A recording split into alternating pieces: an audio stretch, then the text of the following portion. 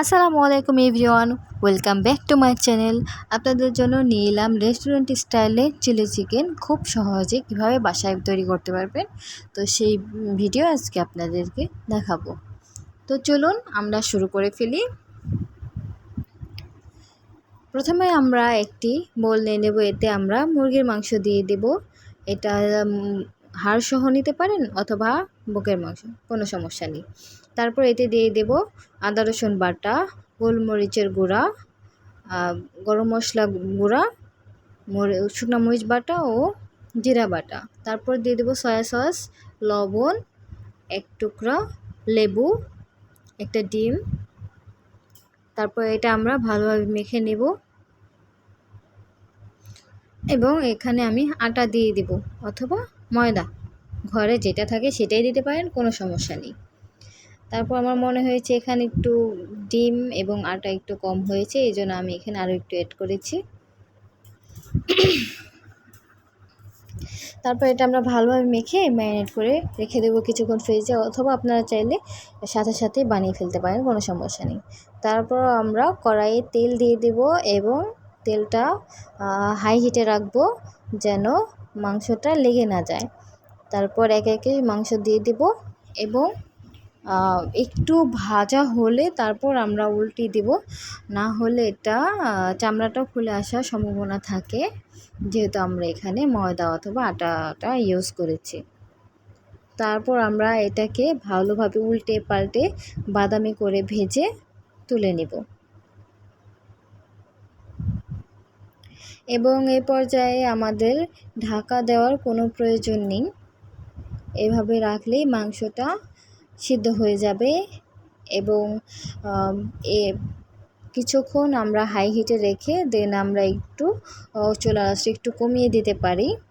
এবং এইভাবে ভাজার ক্ষেত্রে চুলার চিকেনটা আমাদের ভেতরটা শক্ত হয়ে যায় না, খুবই সফট থাকে।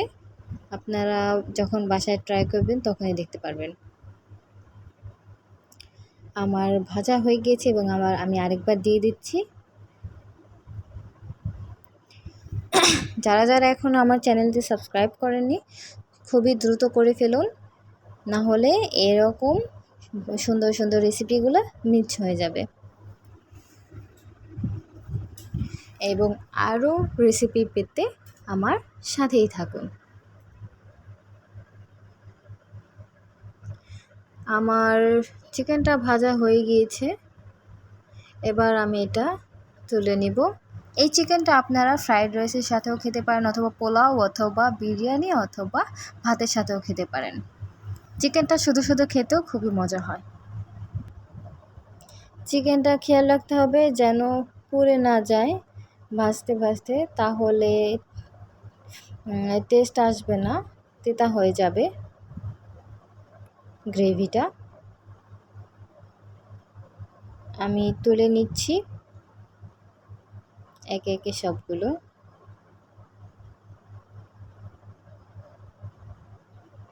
এবার আমরা একটা সস বানিয়ে নিব। একটি বাটিতে আমরা প্রথমে টমেটো সস নিয়ে নিব, তারপর এতে দিয়ে দেব সয়া সস, ভিনেগার, গোলমরিচের গুঁড়া, চিনি এবং টেস্টিং সল্ট আপনারা স্কিপ করে যেতে পারেন, কারণ আমি দিয়েছি রেস্টুরেন্টের একটা ভাইব আসবে এই জন্য। এরপর আমরা দিয়েছি তেল দিয়েছি, যেই ফ্রাই প্যানে আমরা এটা ভেজেছি সেখানে তেল দিয়ে আমরা পেঁয়াজগুলো দিয়ে দিয়েছি। তারপর এটা আমরা এই পর্যায়ে আমাদের চুলার হিট হাই হিটে থাকবে। তারপর আমরা একটু ভেজেই তারপর এতে আমরা দিয়ে দেবো আদা রসুন বাটা অথবা আদা রসুন কুচি, তবে আদা রসুন বাটাটা দিলেই এটার টেস্টটা ভালো আসবে।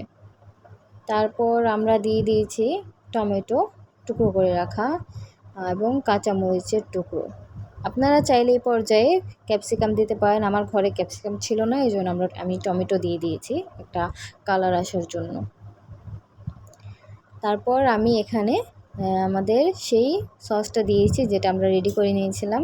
এইটা একটু ভেজে আমরা এখানে পানি দিয়ে দিব পরিমাণ মতো।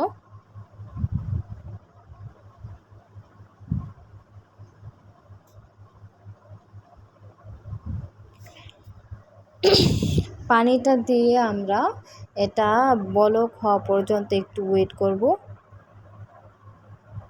তারপর এখানে আমি কর্নফ্লাওয়ারগুলি দিয়ে দিয়েছি ঠান্ডা পানিতে। কর্নফ্লাওয়ারগুলি এটাতে আমি দিয়ে দিয়েছি, একটু আঠালো একটা ভাব আসবে এই জন্য। তারপর আমি চিকেনটা দিয়ে দিয়েছি,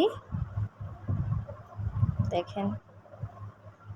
এখন ভালো করে এটা মিক্স করে নিতে হবে এবং চুলার আঁচটা হাই হিটেই থাকবে। দেন ভালো করে মিক্স হয়ে গেলে আমরা নামিয়ে নেব।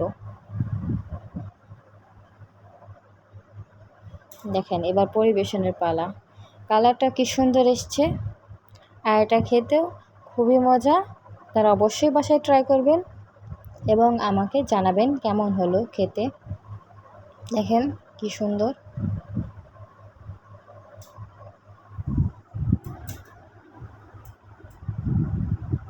আজকে এই পর্যন্তই। সবাই ভালো থাকবেন, সুস্থ থাকবেন। আবারও দেখা হবে নতুন কোনো ভিডিওতে। আল্লাহ হাফিজ।